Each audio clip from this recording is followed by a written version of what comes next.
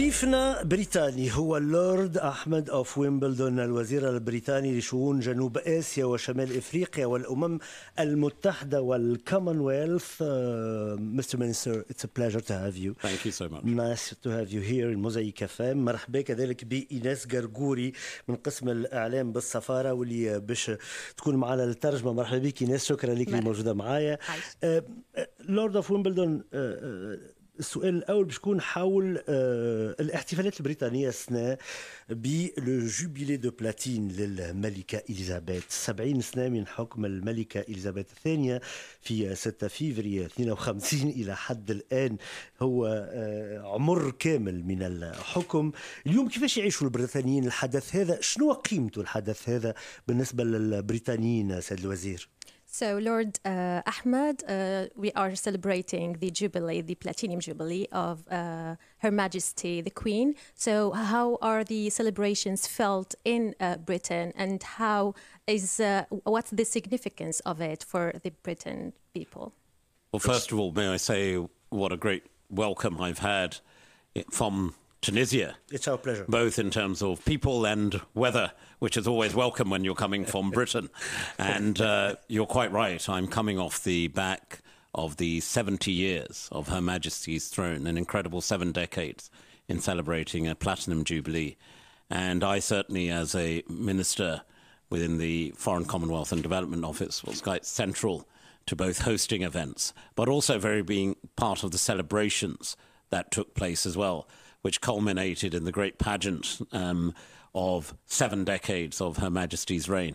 But undoubtedly, the pinnacle of the moment was, notwithstanding a monarch who is 96 years old, her devotion and dedication, her great commitment to the public sense of duty, her commitment to the people of not just the United Kingdom, not just as head of the Commonwealth of 54 nations, but to the globe. I think the affection was clear. There were people of all nationalities, all backgrounds. Your radio station is called Mosaic. It was a reflection of the rich diversity of the United Kingdom, the Commonwealth, and indeed our global community who came together in celebrating this great event. دونك لورد أحمد يقول اللي السيدة جلالة الملكة هي أول عاهل بريطاني يحتفل بالبلاتينيوم بالجوبيلي البلاتيني. يقول اللي هي كانت رمز للكوميتمنت في بلاده، واللي الاحتفالات هو كان أصلا فيها. ويقول زيادة اللي الاحتفالات شبهها بالموزايك على خاطر فما ناس من جميع الأعراق والديانات والناسيوناليتي. فوالا. الآن سيد الوزير عندك لقاءات مع رئيسة الحكومة. قبل ما نسأل على اللقاءات التونسية، سيادتك كنت على امتداد عقود زاد كذلك برلماني. على حد تقديرك، وإحنا في تونس اليوم أمام خيارات حول الرئاسية والبرلمانية وغيره من الخيارات، كيفاش تعيش النظام البرلماني أنت سيد الوزير؟ على حد تقديرك ماذا يجلب هذا الحكم وهذا النظام للبلد وللحكم، وفي نفس الوقت هذه الملكية اللي الحقيقة كان عليها عدد من هذا نقولوا النقد على امتداد العقود الأخيرة. زاد كذلك ماهيش ملكية سهلة بالنسبة للملكة إليزابيث II وإلا للملكية في بريطانيا. شنو حكمك على هذا الكل؟ كيفاش عشت هذا العمل السياسي لعقود سيادتك؟ تفضل. دونك هو يقول لك so he's asking how do you feel as a parliament member, and you know that the royal system is not easy. It has been criticized, especially lately. So as a member of parliament, how do you feel? Well, I think as in the United Kingdom, our Parliament with the monarch has a very special relationship, but it is Parliament that is sovereign. And of course, based on our rich history and traditions, Her Majesty signs off legislation. But equally, she's not just a symbol. She's a person who keeps the country together. Governments change, people change, prime ministers change. I believe we've had 14 prime ministers, if not more, that have served under her. And that's reflective of the continuity she brings. And she's above politics. And I think that is really a real strength of Her Majesty the Queen and indeed the monarchy in the United Kingdom. دونك هو يقول اللي جلالة الملكة هي فوق الحكم، ويقول اللي البرلمان يتغير والناس يتغيروا، لكن هي ديما رمز للاستمرارية، ورؤساء الوزراء يتغيروا. وهي رمز للاستقرار والاستمرارية. بعد الفاصل قد باش يكون لنا موعد مع اللورد أحمد أوف ويمبلدون في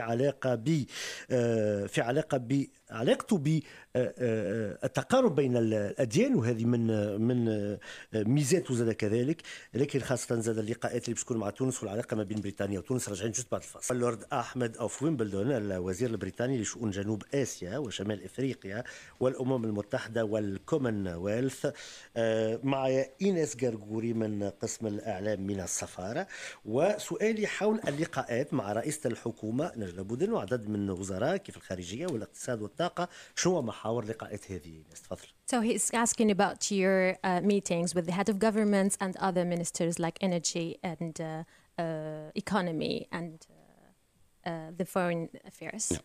Well, today so far I've met with the head of government and the foreign minister, and I think it underlines the deep commitment and connections our two countries have.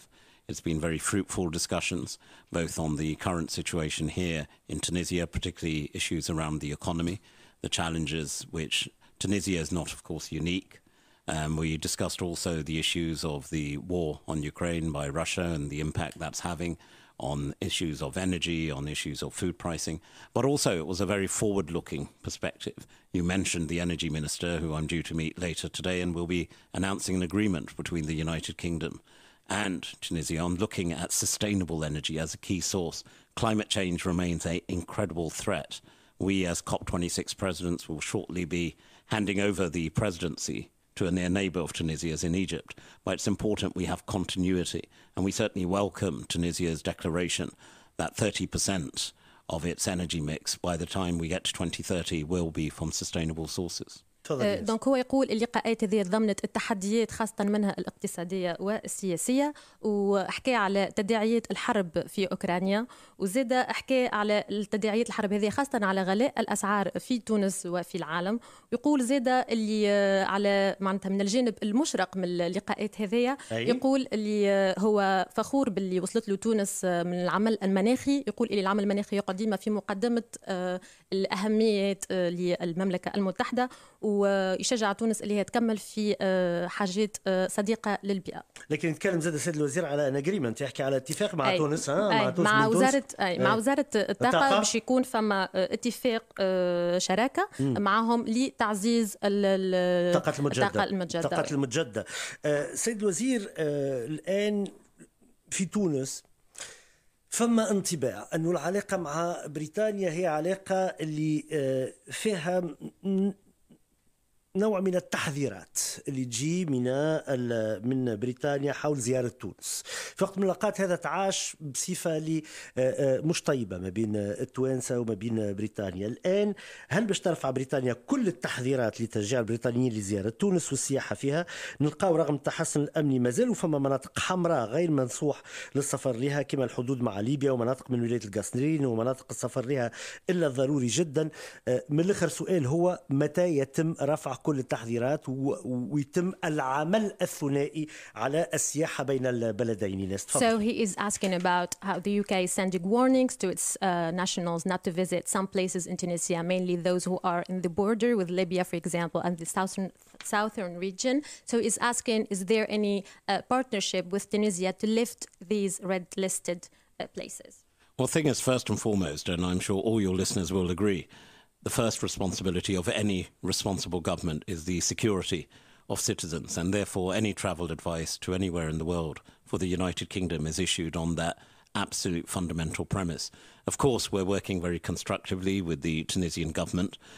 Indeed, we've seen an uptake on British tourists now coming to Tunisia, and we welcome that. And inshallah, we look forward to ensuring there are more tourists coming. And we're working very closely in partnership with the Tunisian government, of which security is a key cornerstone. دونك هو يقول اللي حماية المواطنين البريطانيين وسلامتهم هي من أهمية قصوى للمملكة المتحدة، لكن يقول اللي هو توا يشوف في ثم برشا دي توريست قاعدين يجيو لتونس، ويشجع اللي دي توريست أكثر يجيو لتونس، وقاعد يعمل بشكل وثيق مع الحكومة التونسية باش يكون ثم تعاون في مجال السياحة.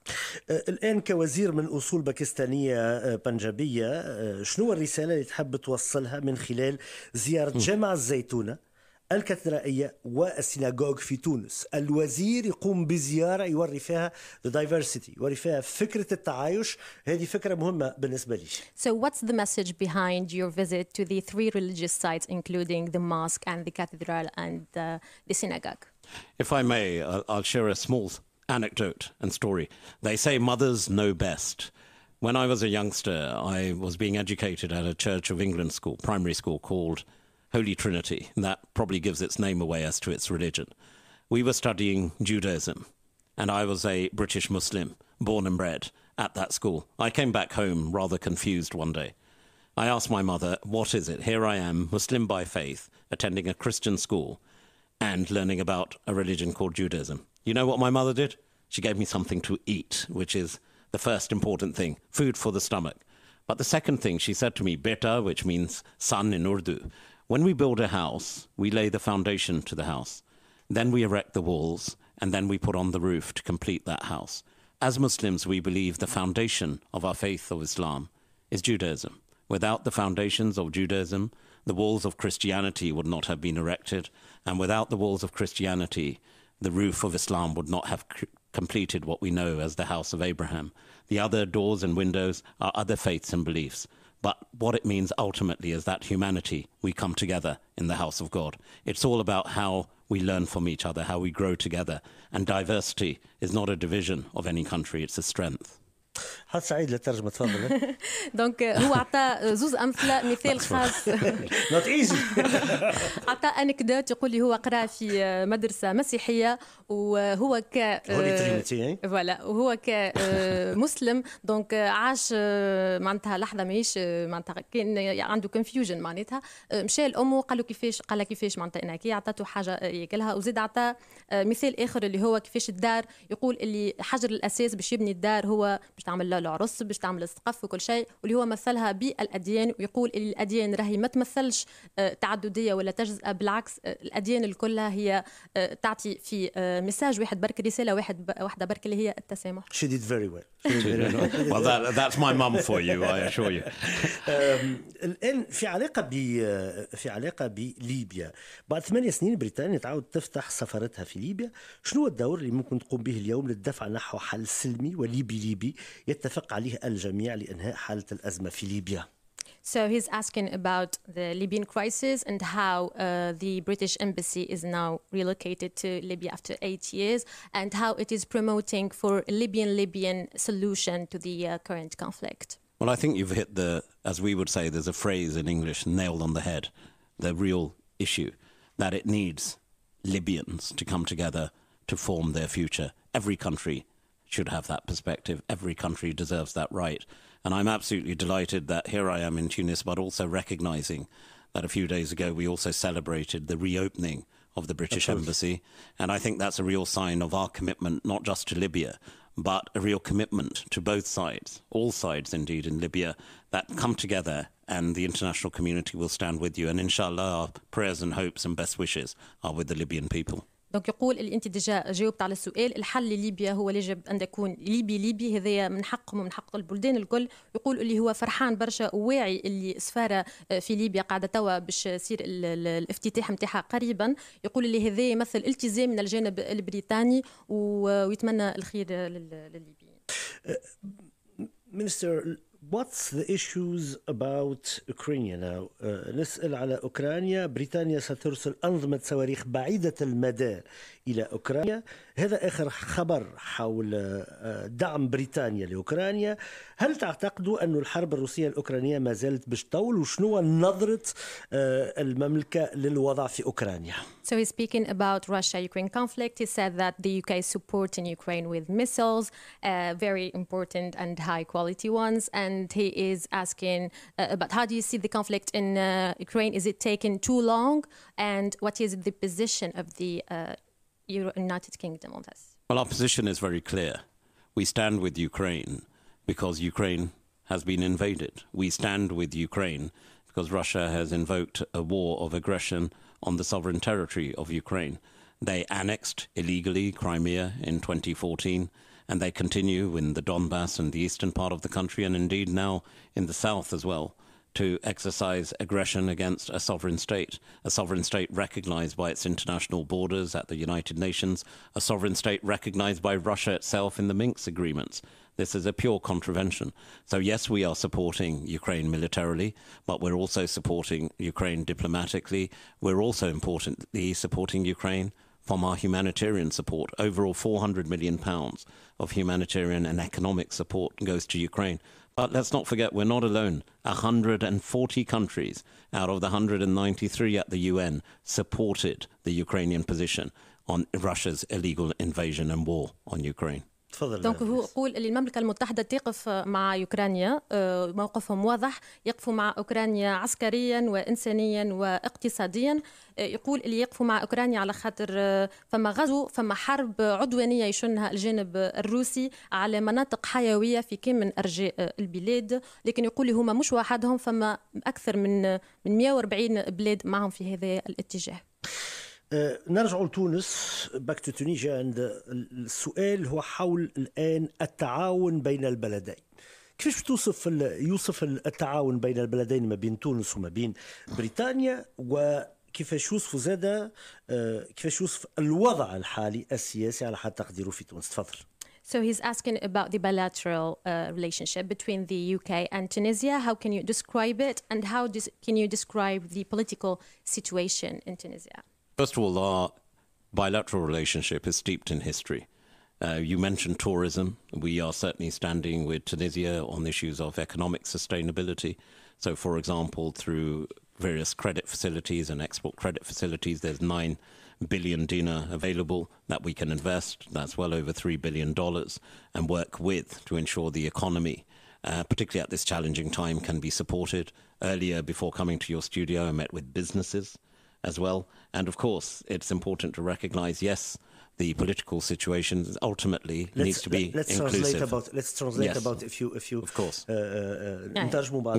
دونك يقول اللي العلاقات الثنائية علاقات عريقة وتاريخية. يقول اللي هو على عدة مستويات، يكون التعاون هذايا في مستوى القضاء على الإرهاب مثلا، أو في ملفات أخرى مثل الاقتصاد. يقول اللي المملكة المتحدة تحط 9.8 مليار دينار على ذمة البزنسز معناتها التوانسة باش يقويوا في شركاتهم.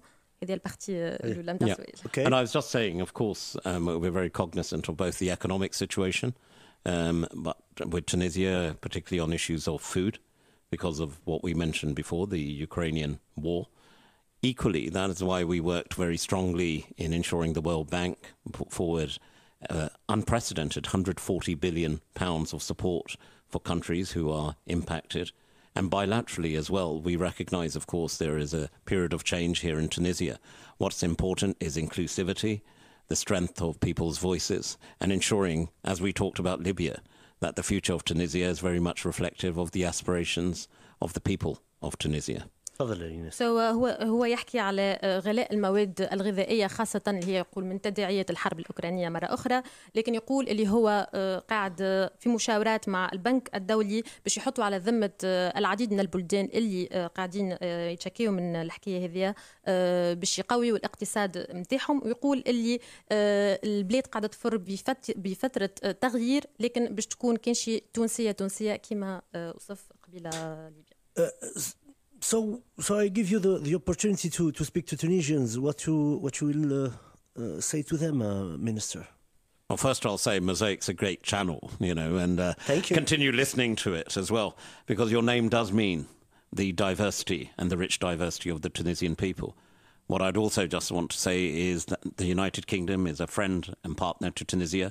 And inshallah, we will continue working with Tunisia, the government, civil society, businesses, to ensure the Tunisia of the future is very much reflective of the wishes, the aspirations of the Tunisian people. with Britain as a solid and steadfast friend. دونك يقول اللي هو ديجا فرحان اللي هو جاء الموزايك على خاطرها تمثل الاختلاف وتمثل لا توليرانس. يقول زاده اللي المملكه المتحده باش تقعد وباش تكمل صديق وشريك وثيق لتونس، وهو باش يكمل العمل مع الحكومه ومع ممثلي المجتمع الدولي باش يزيدوا يكبروا في يمتنوا العلاقه الاخويه. Minister, what would you like to listen as a music? Well, it depends what have you got. I mean, we got everything. Have you got Rahat Fateh Ali Khan? There you go. I've stumped you on that one, haven't I? It will be a little difficult, but if you are gonna choose maybe the Beatles or something. No. Well, I mean, we're here talking about the Platinum Jubilee as well. What better tribute than the Beatles? A name recognized worldwide. يلا شوف لنا حاجه من عند البيتلز نعديو مثلا ما اعرفش انا اي حاجه من عند البيتلز ولا عند جون لينون. Imagine يلا اعطينا Imagine خلينا نسمعوا Imagine. Thank you very much. It's been a real pleasure. Thank you for having me. For us. شكرا لكم اللي استمعتوا للوزير البريطاني لورد أحمد أوف ويمبلدون، الوزير البريطاني لشؤون جنوب آسيا وشمال إفريقيا والأمم المتحدة والكومنولث.